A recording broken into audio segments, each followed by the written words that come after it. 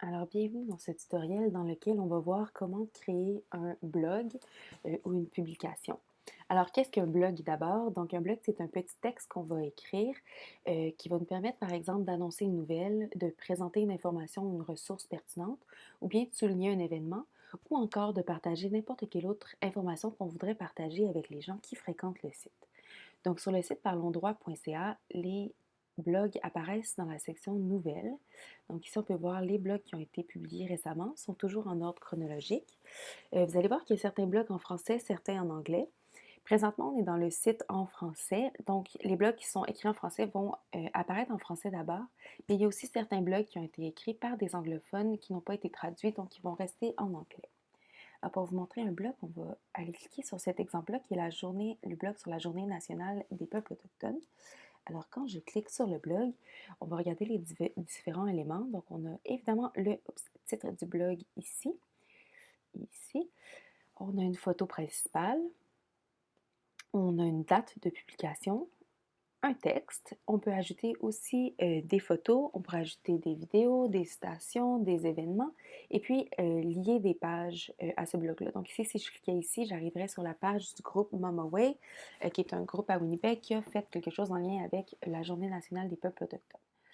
Alors, comment est-ce qu'on crée un blog? Première étape, c'est évidemment d'être connecté au site. Moi, je suis déjà connectée. Quand on a un compte admin, on va voir l'onglet Gérer le contenu pour se rendre dans le back-end. On est maintenant dans le back-end. Alors, pour créer le blog, je vais dans Entrée, Blog, Nouvelle entrée, ce qui m'ouvre une page comme celle-ci.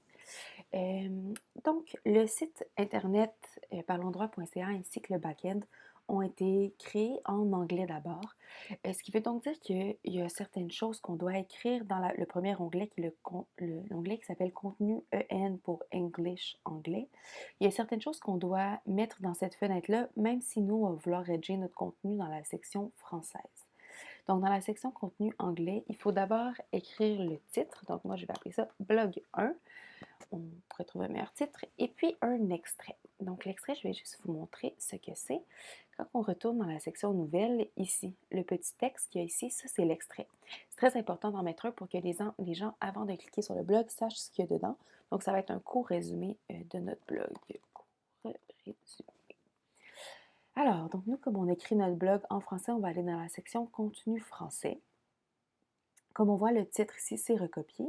On nous donne l'option d'écrire un titre en français, mais comme notre titre est déjà en français, on n'est pas obligé de remplir ça. Puis on n'est pas obligé de remplir un extrait en français parce qu'on a écrit notre extrait en français ici. Si ces deux éléments-là avaient été en anglais, on pourrait les traduire ici. Alors, première chose pour créer un blog, on va ajouter un bloc de texte. Alors ici, c'est la même chose que dans une page d'action communautaire. On peut écrire, par exemple, je vais donner un sous-titre X à mon blog, je vais appeler sous-titre. Et ici, texte, texte, texte. Alors, mon sous-titre, j'ai envie qu'il soit plus gros que mon texte. Donc, je vais aller dans Format. Ici, on a plusieurs options. Donc, on pourrait mettre Heading. Heading, ça veut dire en tête. Donc, en tête 1, ça va être une grosse en tête. On pourrait le mettre dans une plus petite en tête. On peut vraiment jouer avec ça. Mon texte, je veux qu'il reste en texte, donc je vais le mettre en normal texte. Ici, on pourrait mettre, si c'était une citation, donc quote, ça veut dire citation en anglais. Si c'était une citation, je pourrais appuyer sur quote, comme ça le texte apparaîtrait de façon différente dans mon, dans dans mon blog. Si je vais mettre une quote ici, ça va nous permettre de vous le montrer.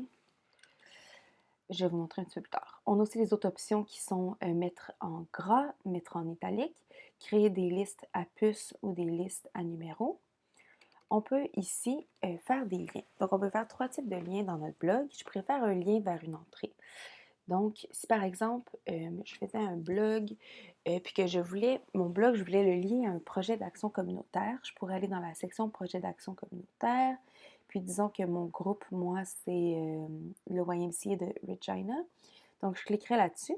Ça me ferait donc un lien hypertexte dans mon blog. Si les gens cliquent dessus dans le front-end, ils vont se rendre directement à la page Parlons droit du groupe YMCA Regina.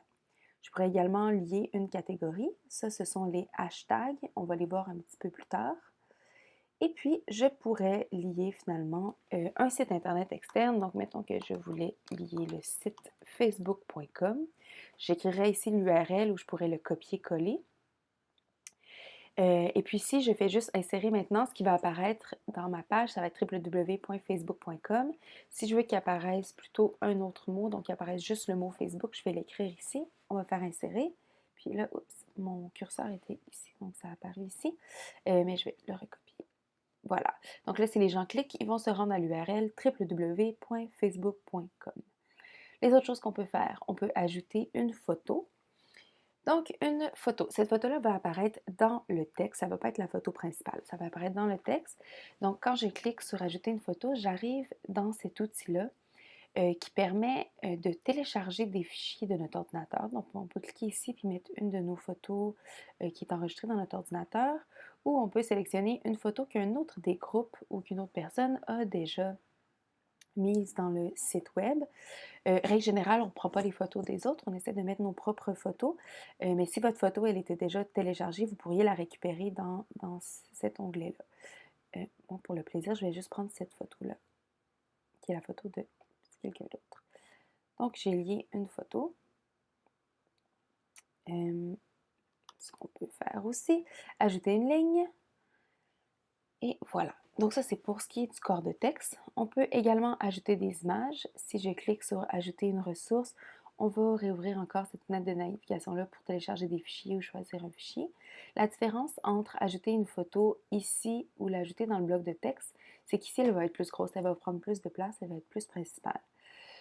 Dans le link texte, je pourrais écrire c'est un endroit pour écrire une légende pour notre photo. Donc, par exemple, si ma photo, c'est la photo de mon groupe à tel événement, je pourrais écrire nom de mon groupe à l'événement X. On pourrait aussi faire un lien, donc lier la photo. Donc, si les gens cliquent sur la photo, ça va les amener à une section du site Internet qu'on pourrait sélectionner ou les lier à un site Internet externe. Donc, je pourrais écrire www.encorefacebook.com. Donc, si les gens cliquent sur la photo, ils vont se rendre au site facebook.com. Dernière section, incorporer. On va en parler dans une vidéo qui est plus avancée, mais cette section-là permet d'incorporer quelque chose d'un site Internet externe. Par exemple, une vidéo YouTube. Plutôt que de mettre juste un lien vers le site YouTube, on pourrait plutôt décider d'incorporer la vidéo. Donc, dans la page, il va vraiment avoir la vidéo va vraiment être dans la page, puis les gens vont pouvoir la visionner directement de la page. Les autres éléments ici, si je vais dans la fenêtre ici à droite, si je clique sur Aperçu en direct, ça me permet de voir où j'en suis dans ma création de blog. Des fois, c'est un petit peu difficile là, dans ce type de menu-là de voir qu'est-ce qu'on est en train de faire, c'est quoi les grosseurs, ça ressemble à quoi. Donc, en cliquant sur Aperçu en direct, on voit vraiment ce que les gens vont percevoir. Donc, mon blog est pas très beau, je le vois là. Donc, on peut fermer l'aperçu en direct comme ça. Les autres options qu'on a ici, ça serait de mettre une date de publication. Donc, on pourrait décider que mon blog va être publié seulement à une date X. Donc, je pourrais rentrer ça ici. Une date d'expiration aussi. On pourrait décider que mon blog va juste apparaître de telle date à telle date. Et activer. Si le bouton est vert, donc activer est activé. Donc, le post va être activé quand je vais enregistrer. Ça veut dire que si je clique sur enregistrer, tout de suite, mon blog va apparaître sur la page de parlonsdroit.ca. Si il n'est pas en vert, s'il est en gris, je peux quand même enregistrer et puis mon blog va être enregistré dans le back-end. Je vais pouvoir revenir et le modifier, mais il ne va pas apparaître dans le front-end. Au niveau des autres onglets, donc l'autre onglet, c'est l'onglet Images, qui est un onglet très important. Si je retourne dans le front-end, ça va être cette photo-là. Et si je clique sur le blog, ça va être cette photo-là qui apparaît en gros. Donc, on peut sélectionner cette photo-là en faisant « Ajouter une ressource », toujours la même façon, soit on en télécharge une, soit on en choisit une. Et la dernière chose, les étiquettes. Les étiquettes, vous allez mieux les reconnaître sous le nom « hashtag ». Alors, le site web se navigue avec des hashtags. Il y a certains hashtags qui sont indiqués ici. Et puis toujours, quand on publie un blog, les hashtags qu'on choisit vont être indiqués sur la photo principale. Donc ici, on choisit le hashtag droit et responsabilité. Puis si je clique sur droit et responsabilité qui est ici dans les hashtags, je vais voir apparaître les posts dans ce blog-là qui sont en lien avec cette thématique-là ou ce sujet-là. Alors, c'est vraiment important de rajouter des hashtags à tout type d'entrée que vous faites, une page d'action communautaire, un blog, un événement, parce que c'est vraiment ça qui va permettre aux gens de retrouver votre entrée. Plusieurs types de hashtags qu'on peut mettre sur une page sur un blog, pardon. Donc d'abord, projet d'action communautaire. Si j'ajoutais une étiquette projet d'action communautaire, c'est donc parce que mon blog serait en lien avec mon projet d'action communautaire. Donc, par exemple, si mon groupe, on fait un projet qui est d'organiser une exposition photo, puis que là, notre exposition photo, elle est terminée, donc je fais un blog sur notre exposition photo pour la présenter, je mets des photos, tout ça, mais je veux la lier avec mon groupe. Mon groupe, disons, c'est le YMCA Regina. Si je sélectionne ça, quand les gens vont se rendre sur ma page de projet d'action communautaire YMCA Regina, ils vont voir le blog. Donc, ce blog-là que j'ai créé va apparaître sur cette page-là. Donc, ça permet de les lier. Ensuite, province. Je peux lier la province dans laquelle j'habite. Tactique. Donc, qu'est-ce qu'une tactique? Pour savoir ce qu'est une tactique, on va aller dans l'onglet Agir ici. La liste des tactiques est indiquée ici. Donc, une tactique, c'est vraiment un moyen qui est utilisé pour générer le changement. Par exemple, si je reviens à mon exemple, j'ai fait une exposition photo, c'est de l'art. Donc, je pourrais lier la tactique art. Si je fais quelque chose d'autre, je pourrais lier la tactique atelier, par exemple. Fait qu'on va vraiment lier la tactique qui est le plus en lien avec notre blog. Ça se peut qu'il n'y en ait pas que ça ne fonctionne pas avec votre blog. Dans ce cas-là, on n'en met juste pas. Par exemple, je pourrais mettre campagne. Ensuite, thème. Thème, pour savoir ce qui est un thème, on va aller dans la section approfondir.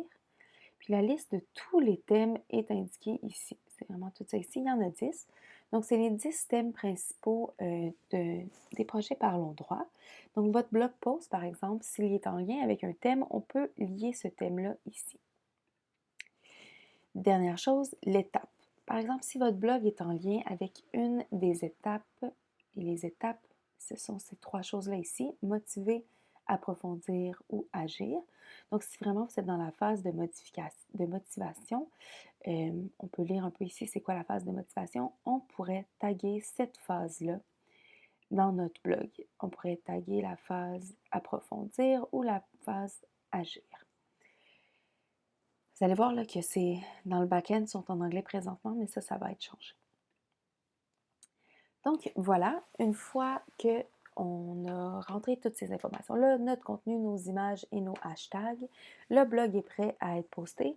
La chose la plus importante, c'est d'enregistrer. Si on n'enregistre pas, tout risque d'être perdu. Alors, c'est d'enregistrer ici, puis une fois qu'on a enregistré, notre blog va apparaître dans la section nouvelles du site parlondroit.ca. Voilà!